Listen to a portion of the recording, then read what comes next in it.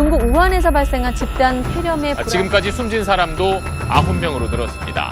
2월 7일 현재 28개국에서 확진자 3만 명, 사망자 630명. 중국 우한에서 시작된 신종 코로나 바이러스가 전 세계를 공포로 몰아가고 있습니다. 1918년 전 세계 5천만 명 이상의 목숨을 앗아간 스페인 독감부터 사스, 에볼라, 메르스까지 과학과 의료기술의 엄청난 발전에도 불구하고 변종 바이러스의 공포는 사그라들지 않고 있는데요.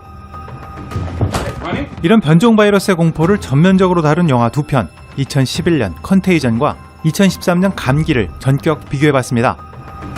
바이러스의 발생지와 특징, 전파되는 양상부터 이에 대처하는 의료진과 정권의 대응까지 과연 영화 속 바이러스는 현실과 얼마나 비슷하고 또 얼마나 다를까요?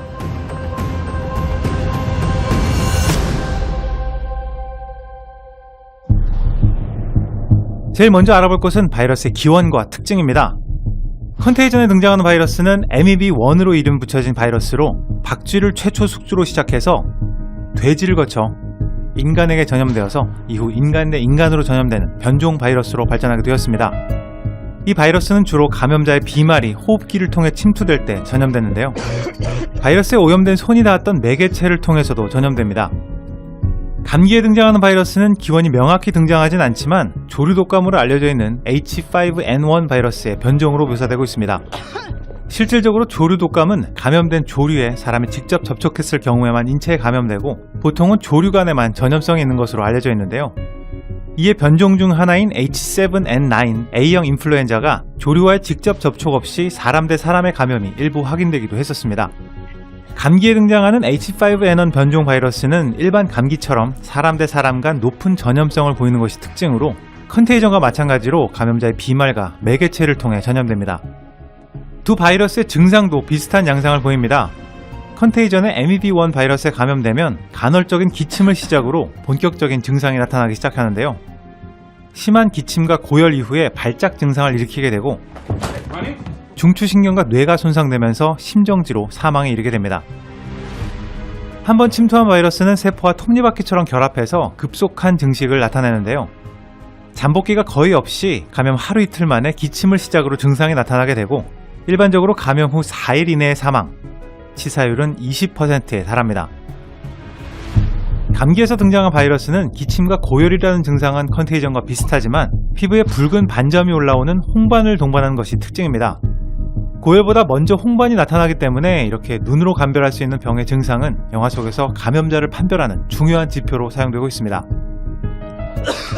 고열과 함께 기침이 심해진 이후에는 피를 토하기도 하고 발작 증세를 보이면서 역시 호흡곤란, 심정지 등으로 사망하게 되는데요. 이 바이러스 역시 잠복기가 거의 없이 곧바로 증상이 나타나기 시작하고 빠르면 36시간 만에 사망에 이르기도 합니다. 확실한 수치가 등장하진 않지만 걸리기만 하면 무조건 사망하는 사망률 100% 바이러스로 묘사되고 있습니다. 지금 전 세계를 강타하고 있는 바이러스는 그 구조가 마치 태양의 대기에 타오르는 코로나처럼 생겼다고 해서 코로나 바이러스로 불리고 있습니다.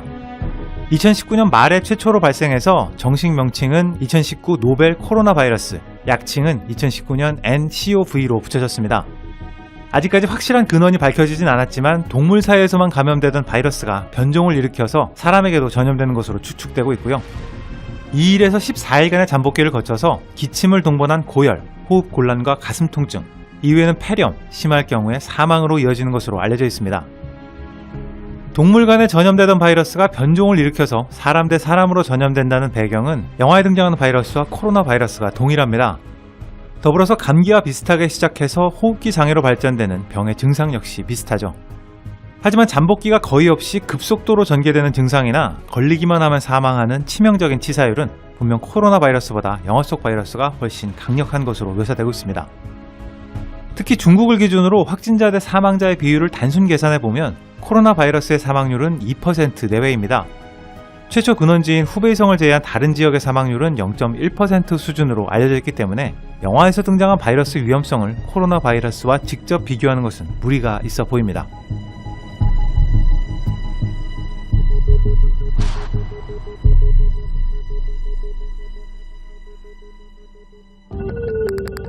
컨테이전에서 바이러스의 근원지는 마카오입니다. 홍콩 출장 중에 마카오 카지노를 찾았던 여성이 최초로 감염된 이후 2차 접촉자인 카지노 손님, 종업원. 바에서 핸드폰을 찾아준 여성이 차례로 감염됩니다. 카지노의 종업원은 배를 통해 홍콩으로 돌아가서 사망하고, 감염 사실을 모르고 있던 가족이 중국으로 이동하던 중 사망하면서 중국 본토에도 바이러스가 전파되기 시작합니다. 카지노의 손님은 도쿄로, 핸드폰을 찾아준 여성은 런던으로, 최초 감염자는 미국의 미네소타로 이동하게 되고, 이후 이 지역을 중심으로 바이러스는 급속도로 확산되기 시작합니다. Don't talk to anyone. Don't touch anyone. That's the most important thing. 영화상으로 등장한 바이러스의 전파 속도를 대략적으로 정리해보면 최초 감염자는 감염 후 2일차에 증상이 시작되고 4일차에 사망합니다. 이때까지 영화상으로 확인되는 접촉자는 가족을 포함해서 총 7명, 이 중 남편을 제외한 모든 접촉자가 비슷한 시기에 사망에 이릅니다. 최초 감염 발생일로부터 6일차에 미네소타 보건부에서 집계한 수치가 사망자 8명, 확진자 47명입니다. 이후 삽시간에 퍼진 바이러스는 8일째 되는 날 감염자 8만 9천 명으로 증가하고 12일차에 전 세계적으로 확진자만 800만 명으로 추산되고 있습니다.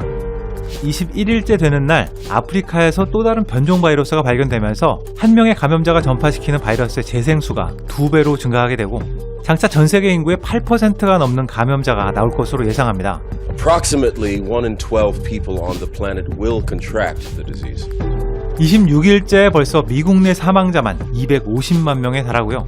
100일이 지난 이후에는 전 세계 2,600만 명이 사망에 이르는 전 지구적인 재난으로 치닫게 됩니다. which so far has taken over 26 million lives worldwide. 컨테이전에 비해 감기는 분당이라는 국소 지역을 배경으로 하고 있기 때문에 직접적인 수치 비교는 어려울 것 같습니다. 원인 모를 경로를 통해 홍콩에서 처음 시작된 바이러스는 컨테이너를 통해 미입국하는 사람들에게 최초로 감염되고, 이로부터 9일 후 평택항에 도착한 컨테이너의 사람들은 최초 감염자 1명만 제외하고 모두 사망하게 됩니다. 이 미입국자들을 한국에서 알선하려던 형제가 국내에서는 1차 감염자가 되고, 그중 동생이 기침 증상으로 약국을 찾았다가 직접적인 접촉과 기침에 의해서 약국 내 모든 사람들이 전염되는데요.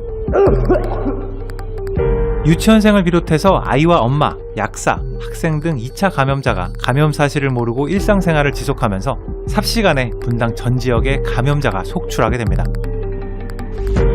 감염의 전파 속도를 대략적으로 정리해보면 국내 1차 감염자가 발생한 5월 1일을 시작으로 2일차에 다수의 2차 감염자 발생, 3일차에 벌써 사망자가 속출하는 상태에 이르고 4일차에 분당 진입로 전면 폐쇄와 감염자가 발생한 시설을 공권력이 투입돼서 강제 폐쇄할 정도로 엄청나게 빠른 전파 속도를 보여줍니다.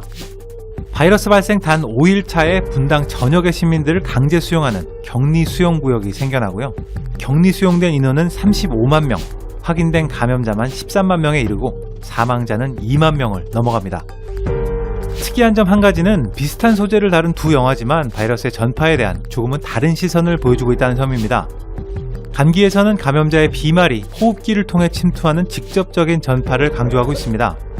첫 번째 감염자가 2차 감염을 일으키는 과정은 약국에서 기침으로 인한 비말이 사방으로 퍼지는 모습을 슬로우 모션으로 강조해서 담아내고 있는데요.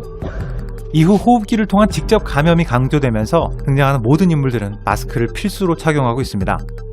또 감염적 봉쇄를 위해 투입되는 군병력의 매뉴얼에도 호흡기를 가리면 안전하다는 내용이 가장 핵심으로 지목됩니다. 바이러스는 호흡기를 통해서만 감염되기 때문에 FM대로만 착용하면 아무런 위험은 없다. 반면 컨테이전은 호흡기를 통한 직접적인 전염보다는 매개체를 통한 간접적인 전염에 초점을 맞추고 있습니다. 영화의 시선은 감염자들이 무심코 하는 행동들, 예를 들면 바에서 신용카드로 결제를 하면 바텐더가 이 신용카드를 받아들고 터치스크린을 누른다거나, 지하철과 버스에서 손잡이를 잡고 엘리베이터 버튼을 누르는 행동들을 스쳐가는 시점으로 보여줍니다. 런던의 감염자가 자신의 포트폴리오를 스튜디오에 두고 가고, 도쿄의 감염자는 비행기에서 화장실 손잡이를 잡습니다. 기침과 고열이 시작된 초등학생은 기침을 가렸던 손으로 학교의 문 손잡이를 열고 나오죠.